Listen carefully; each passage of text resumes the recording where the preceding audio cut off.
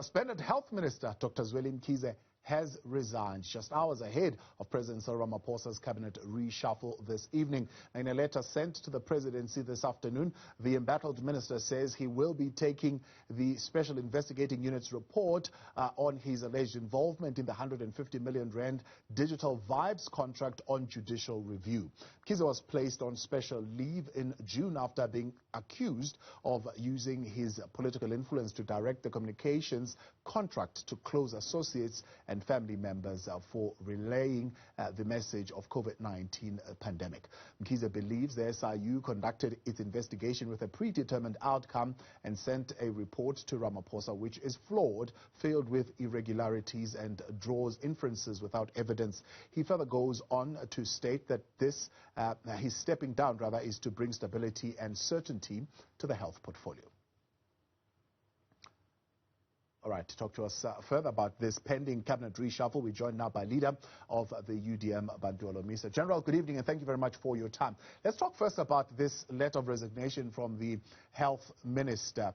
We have seen most of those who have adverse findings from the SIU saying, well, the SIU has got predetermined conclusions and they don't have evidence and so on and so forth. It's almost a similar defense that we hear every time a report of the SIU comes up and it finds adversely against an official. But does the health minister have a case here that he's raising, and is there validity to the claim that indeed there was not enough evidence given to the SIU as far as he's concerned?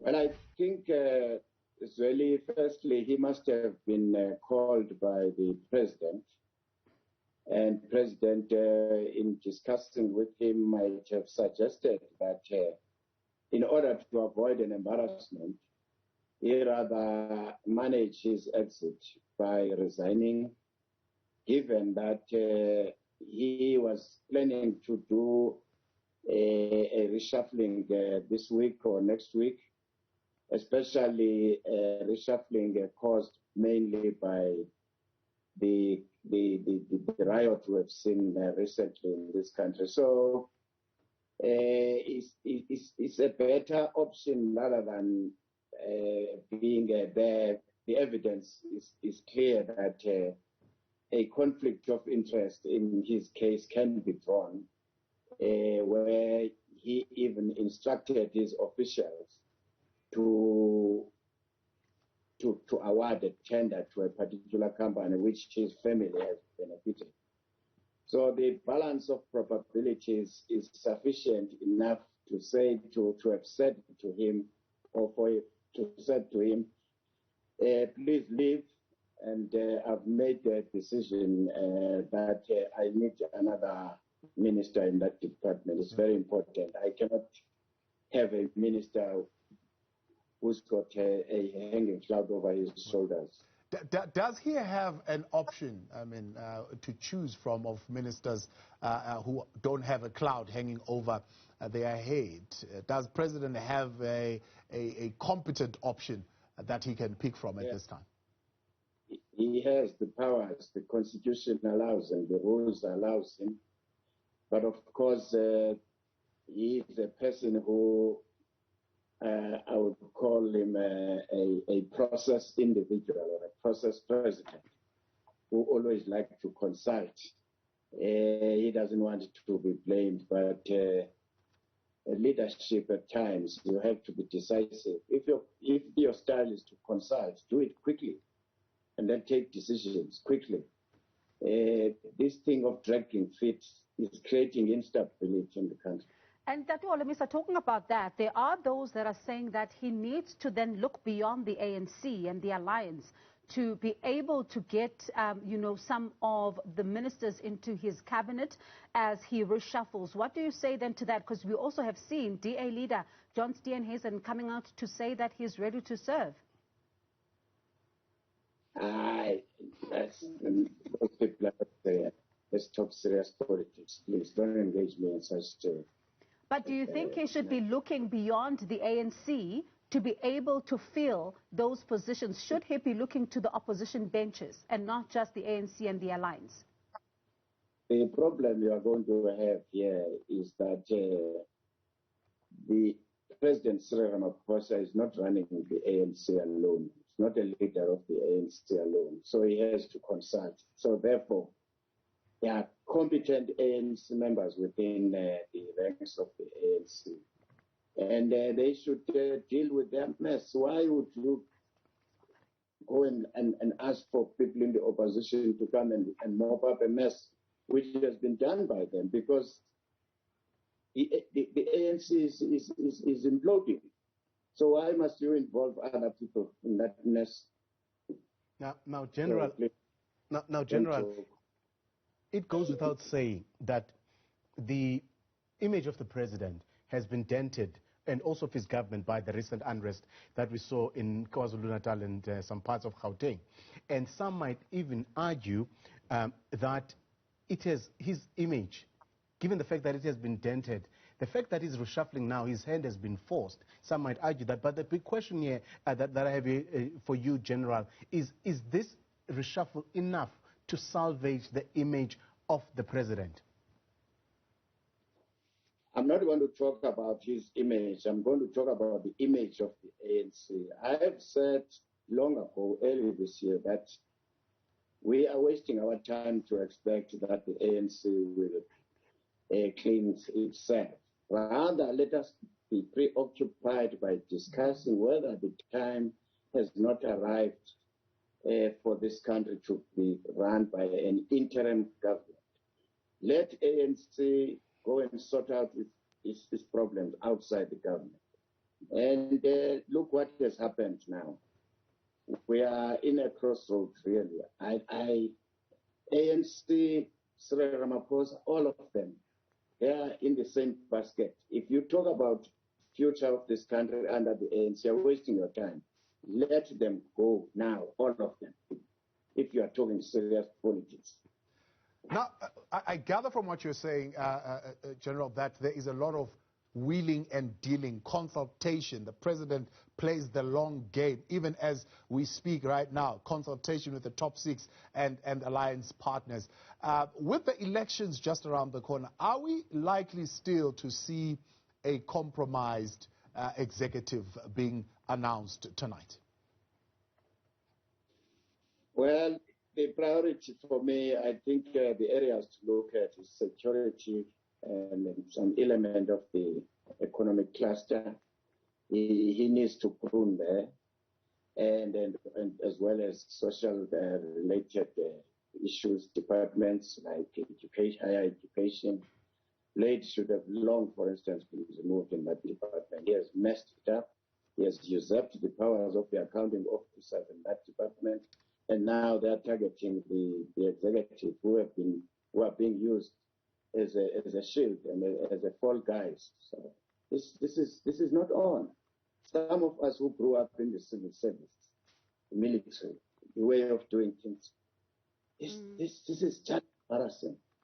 And whoever the president appoints to fill the shoes of Zweli Mkhize is going to be quite critical, especially looking at the fact that we are still in the midst of a pandemic. So it has to be someone who is equally up to the task. Well, this is another mistake you guys are making. I hope that the ANC can change the style of doing things. This thing of parading political heads of the department to pronounce policies and be involved in the allocation of tenders. You see the same thing at local government level as well as provincial. I hope with the Department of Health, for the first time, we will know who is the DG in that department. And that in the DG is working with whose professionals in that department. Let these political heads take a back seat. Let them be to do an oversight as opposed to be involved in the administration. For instance, if you go to the police, you would mistake with a commissioner of police. You never see the commissioner of police even addressing his troops or being there in the crime scenes. Now, I hope it will be a wake-up call, this reshuffling. So there's no need or to have another minister who's going to be like Zweli Mkhize, having briefing us every day and so on. The experts must brief, there are other experts in that department. And why they steal this money. Now, General, I mean, it goes without saying, once again, that the flaws in the current administration are there for everyone to see. And we know that the president has always styled himself as a unifier of the ANC. And I guess if we look at what has happened over the past 26 months since he was elected as the president of the country in 2019, that process has not delivered the goods. The big question is, how does he extricate himself, for a lack of a better word, from this mess, given the fact that he appointed a compromise cabinet? Well, unfortunately, his priorities seem to have a boomerang, because he should have put South Africa first. Many people in this country have been complaining about ANC putting itself first and the country later. We've seen this in the deployment of people. If you are not carrying the ANC card card membership, you don't get a business, you don't get a portfolio or relevant portfolios.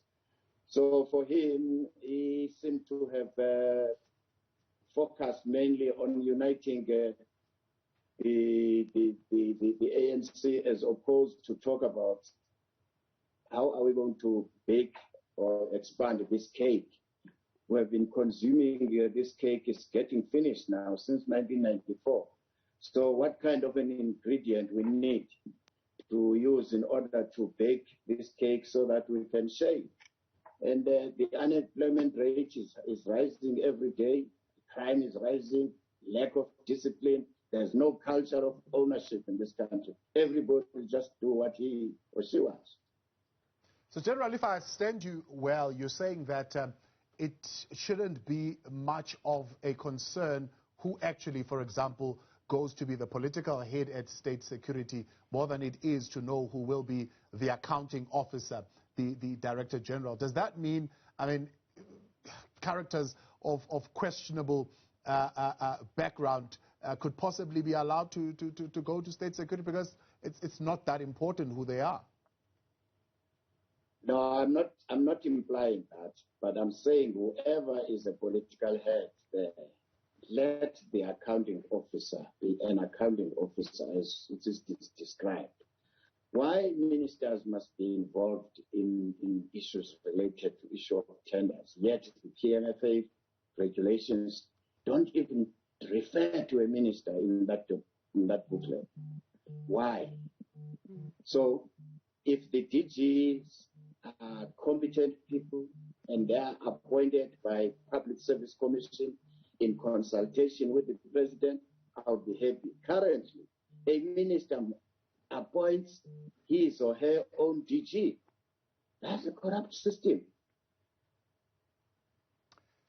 General, we appreciate your time and thank you very much for talking to us tonight. That is UDM leader there, General Bantu Holomisa.